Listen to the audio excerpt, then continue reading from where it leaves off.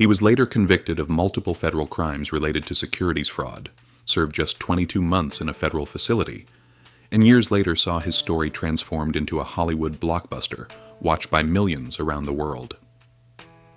This video is not about celebrating that outcome, and it is not about glamorizing excess, wealth, or illegal behavior. It is about examining how certain financial environments, when combined with weak oversight and distorted incentive structures, can allow harmful behavior to persist far longer than it should. Because in finance, legality, morality, and long-term consequences do not always move in the same direction. When financial stories are reduced to headlines, documentaries, or films, they often lose their most important layer, which is not the personality involved, but the structure that allowed the behavior to continue, often unnoticed and often unchallenged, until the consequences became impossible to ignore. Focusing only on individuals simplifies the narrative, but it also hides the role of systems, rules, and incentives that quietly shape decisions long before anyone asks whether those decisions are sustainable or responsible. Jordan Belfort was born in 1962 in Queens, New York, a working-class environment where success usually meant stability rather than excess. From an early age, he showed a strong interest in persuasion, not simply in earning money, but in understanding how people respond to offers, urgency, and confidence. As a teenager, he sold Italian ices door to door, experimenting with pricing, referral incentives, and social pressure. And by the end of one summer, he had earned tens of thousands of dollars, not through innovation, but through a growing understanding of how sales psychology works. What made this early success powerful was not the amount of money involved, but the confirmation it provided. Because when a system responds positively to a behavior, that behavior tends to repeat long before anyone asks whether it should. An action is taken, a result follows, and the system sends a signal, and in this case the signal was simple. Persuasion worked, and over time repeated signals like this shape behavior not because it is ethical or unethical, but because it is effective. Belfort briefly enrolled in dental school, believing it could provide financial security, but he quickly realized that the profession rewarded patience and precision rather than persuasion and leverage. On his first day, he was told that dentistry was not a path to wealth, and for him that realization was enough to walk away, not because the work lacked value, but because it lacked upside. After college, Belfort launched a door-to-door meat and seafood business that initially generated impressive revenue, but behind the numbers, the foundation was unstable, with no logistics infrastructure, no storage, and no operational controls. Late deliveries, spoiled inventory, and unpaid invoices accumulated, and within months the business collapsed. In this context, failure did not function as a warning, but as a filter, because while the operation failed, the method survived, and once a method proves transferable, it tends to follow opportunity rather than ethics, sustainability, or long-term responsibility. In the mid-1980s, Belfort entered Wall Street, joining L.F. Rothschild during an era defined by aggressive commissions, loose oversight, and intense competition. Inside brokerage firms, success was rarely measured by outcomes for clients, but by activity, volume, and speed, such as calls per day, deals per week, and commissions per month. When these metrics define performance, behavior adjusts accordingly, and while not everyone crosses legal lines, the environment quietly pushes toward the edge until that edge begins to feel normal. Inside these environments, the difference between acceptable risk and harmful behavior is rarely defined by a single decision, but by a series of small adjustments, each one easier to justify than the last, until the original boundary is no longer visible. In October 1987, Black Monday erased trillions of dollars in market value. Belfort lost his job, and yet he left with something valuable: a first-hand understanding of how incentives shape behavior inside financial institutions.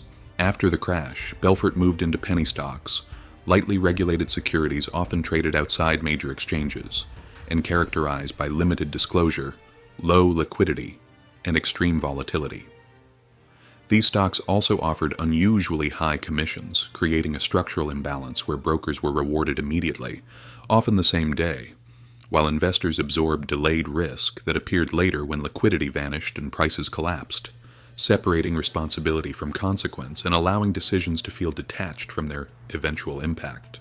For many retail investors, penny stocks represented access to markets, opportunity, and the promise of early entry. But access without information is not empowerment, It is exposure. As Stratton Oakmont was founded in 1989 and began to grow, the firm operated as a high-pressure sales environment where confidence was prioritized over caution, analysis was secondary, and momentum became everything. As the firm scaled, the process became repeatable, relying on the same structures, scripts, and emotional triggers, with only the company names changing. This is how scale works in finance. Once a method proves effective, it does not remain isolated, it multiplies. Pump and dump strategies became central, with large positions acquired early. Aggressive promotion driving demand. Internal sellers exiting as prices rose, and late buyers left exposed. From the outside, these mechanisms appeared complex, but from the inside, they were mechanical. As timing replaced analysis, momentum replaced value, and confidence replaced verification. From the perspective of the system, nothing appeared broken, trades executed, prices moved, and paperwork existed, but systems evaluate inputs rather than intent, and for a time those inputs appeared legitimate. By the mid-1990s, regulators intervened, and Belfort later pleaded guilty to multiple federal charges, cooperated with authorities, served 22 months in federal prison, and was ordered to pay restitution. Legal outcomes closed the case, but they did not close the consequences because financial damage rarely disappears, instead diffusing across families, retirements, and years. When stories like this resurface in popular culture, they rarely return in their original form. The language changes, the focus shifts, and complexity gives way to spectacle. What was once a case study becomes entertainment, and what was once a warning slowly turns into a narrative about charisma, confidence, and excess. In that transformation, details that once mattered begin to fade. The mechanics of how damage occurred are replaced by scenes of momentum, luxury, and intensity. And what survives is not the structure of the failure, but the energy of the rise. This reframing has a powerful effect because when audiences watch these stories, they are rarely invited to examine systems or incentives, and are instead encouraged to admire speed, boldness, and certainty. The collapse becomes a footnote while the ascent is given center stage, and when success is shown without equal weight given to its consequences, perception shifts, allowing what should feel uncomfortable to begin feeling aspirational.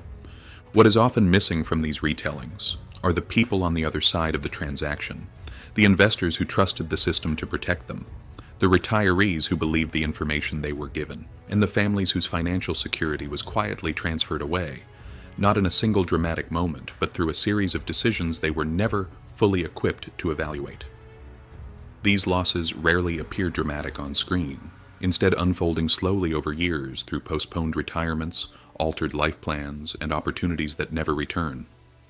This is why stories like this continue to matter, not because they are rare, but because they reveal how easily systems can drift when short-term signals are allowed to outweigh long-term responsibility.